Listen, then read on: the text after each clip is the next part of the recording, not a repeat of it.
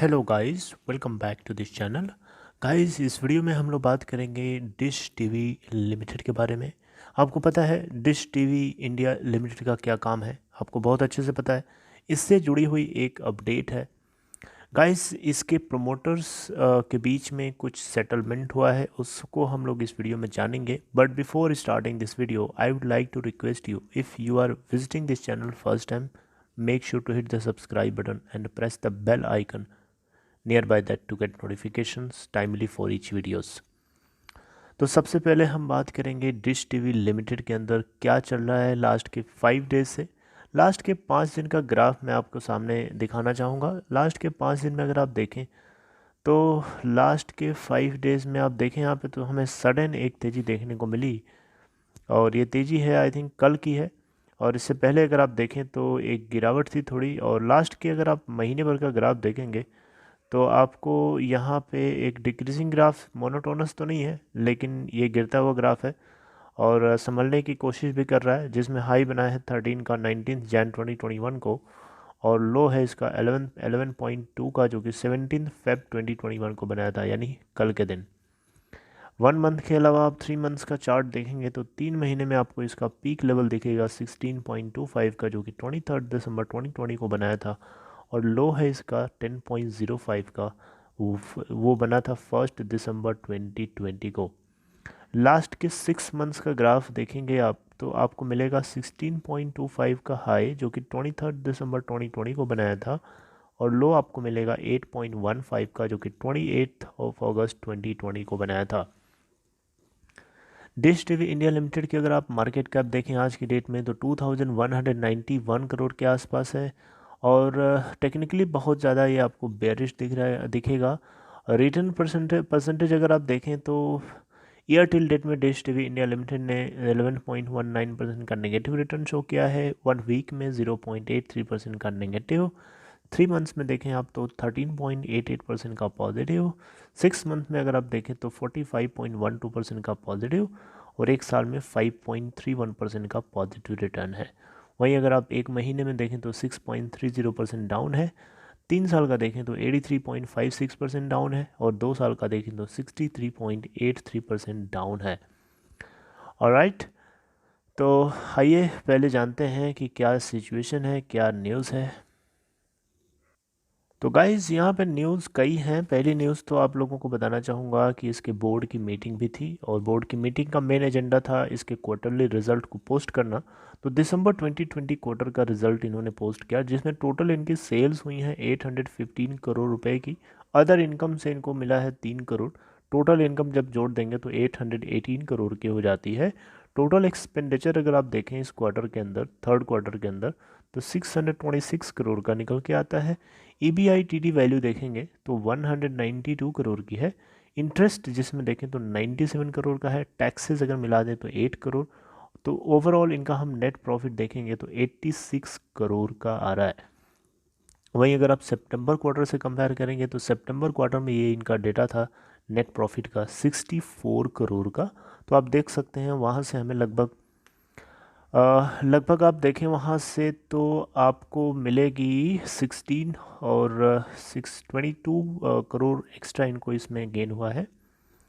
तो situation last quarter के compare में सही है काफ़ी। अगर हाँ, यहाँ पे टोटल सेल्स में अगर आप देखें तो टोटल सेल्स का डेटा इनका इस बार थोड़ा सा कम आ गया है। 846 करोड़ का इनका नेट सेल हुआ था सितंबर क्वार्टर में, जबकि दिसंबर क्वार्टर में 815 करोड़ का निकल के आता है।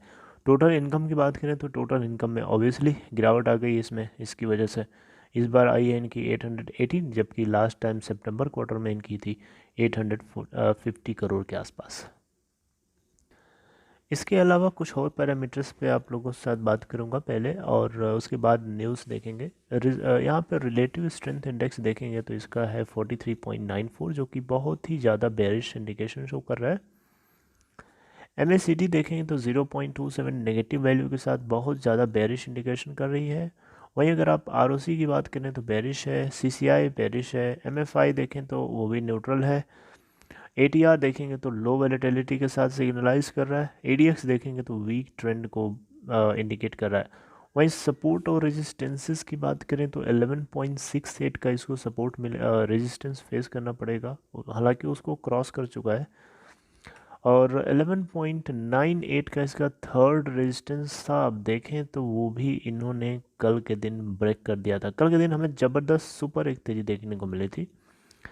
तो अब देखते हैं कि क्या बोर्ड की जो मीटिंग है, उस मीटिंग से एक बहुत बड़ी न्यूज़ आ रही है कि इनका एक सेटलमेंट हुआ है। उस सेटलमेंट को लेकर के इसके अंदर हमें एक बहुत ज़बरदस्त कल देखा होगा आपने, ये तेज़ी देखने को मिली थी, राइट। तो उसका इम्पैक्ट हमें आज भी इसके अंदर देखने को मिल ही रहा है ऑब्वियसली। अगर हम बात करें डिश टीवी लिमिटेड की न्यूज़ की, तो देखिए आपको बताना चाहूँगा, डिश टीवी इंडिया लिमिटेड के जो प्रमोटर्स हैं, प्रमोटर्स में यहाँ पे दो हैं, जैसे कि direct media distribution venture private limited, जिसको हम डीएमडी वीपीएल बोलेंगे, और एक है वर्ल्ड क्रेस्ट एडवाइजर्स, जिसको हम डब्ल्यूसीए बोलेंगे। ये दो प्रमोटर्स हैं बेसिकली। ओके, तो डिश टीवी इंडिया लिमिटेड के ये दो प्रमोटर्स हैं, जिनके नाम है डीएमडी वीपीएल और वर्ल्ड क्रेस्ट एडवाइजर्स डब्ल्यूसीए। तो ये दोनों और डिश टीवी इंडिया लिमिटेड, वो अपने आप में तीन एंटिटीज़ यहाँ शामिल हैं। और यहाँ पे हुआ क्या कि वेनेसडे यानी 17 ऑफ फेब 2021 को, जैसा कि आपको पता है, इसके बोर्ड की मीटिंग थी और एजेंडा था रिज़ल्ट को पब्लिश करना। इसके अलावा ये भी एक न्यूज़ जो है सेटल हुई है, एक डील है, एक सेटल हुई है। बेसिकली यहाँ पे है, हुआ क्या है, हुआ ये है गाइस कि यहाँ पे security exchange board of India, जैसा कि आपको पता है, एक मार्केट वॉच डॉग है। यानी ये एक security exchange board of India एक मार्केट रेगुलेटर है, राइट। ये नज़र बना के रखता है कि कौन इनसाइडर ट्रेडिंग कर रहा है, तो उसका उसका डिस्क्लोज़र टाइमली कर रहा है या नहीं कर रहा है, ये काम है सेबी का देखना। यानी जो मिस हैपनिंग्स होती हैं उनके ऊपर शार्पली नज़र बना के रखना, राइट। तो यहाँ पे कुछ इसी तरीके के केसेस चल रहे थे डिश टीवी इंडिया लिमिटेड और उसके दो जो यूनिट्स हैं, दो प्रमोटर्स हैं बेसिकली, डीएमडी वीपीएल और डब्ल्यूसीए के साथ में। तो उस केस को सेटल करने का यहाँ चार्ज लगाया गया था इन दोनों तीनों लोगों के ऊपर। तो यहाँ बेसिकली तीनों ने मिला करके वेनेसडे के दिन 17 फेब 2021 को 45 लाख रुपए का अमाउंट जो है सेबी के साथ सेटलमेंट किया। आपको बताना चाहूँगा डीएमडी वीपीएल और डब्ल्यूसीए, जैसा कि आपको बताया था मैंने अभी, ये दोनों प्रमोटर्स हैं basically dish TV India limited के। तो यहाँ पे जो डीएमडी वीपीएल है, ये 29.08 करोड़ का अमाउंट, 29.08 लाख रुपए का अमाउंट सेटल किया है। वहीं डब्ल्यूसीए के पास जो अमाउंट देना था वो 7.70 लाख रुपए का था। इसके अलावा डिश टीवी इंडिया लिमिटेड के पास जो अमाउंट ड्यू था, जो पे करना था सेबी को, वो था 8.20 लाख रुपए, राइट। तो ये तीनों को सेपरेटली सेबी ने ऑर्डर कर रखे थे पे करने के लिए एज ए पेनल्टी।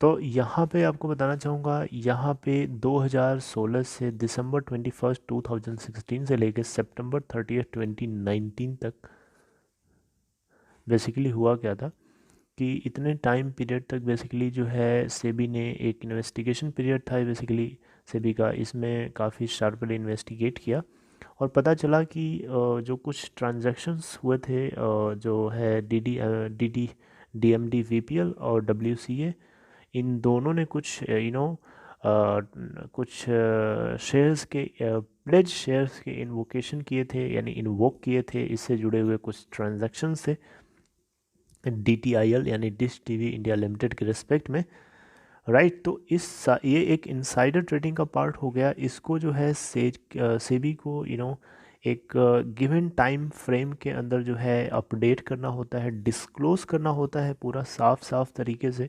लेकिन यहाँ पे हुआ क्या कि यहाँ पे इन तीनों यूनिट्स ने इसको टाइमली डिस्क्लोज़ नहीं किया और डिस्क्लोज़ नहीं करने की वजह से यहाँ पे सेबी ने इनके ऊपर एक पेनल्टी लगा दिया।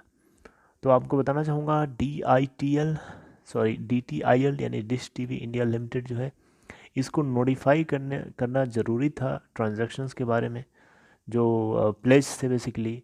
स्टॉक एक्सचेंज को 2 दिन के भीतर भीतर, राइट। लेकिन ये ऐसा नहीं कर पाया, जिसकी वजह से इनको ऐसा करना पड़ा। हालांकि सेटलमेंट हो गया है। एक बहुत बड़ी अपडेट थी जो मुझे लगा कि आप लोगों को पता होना चाहिए।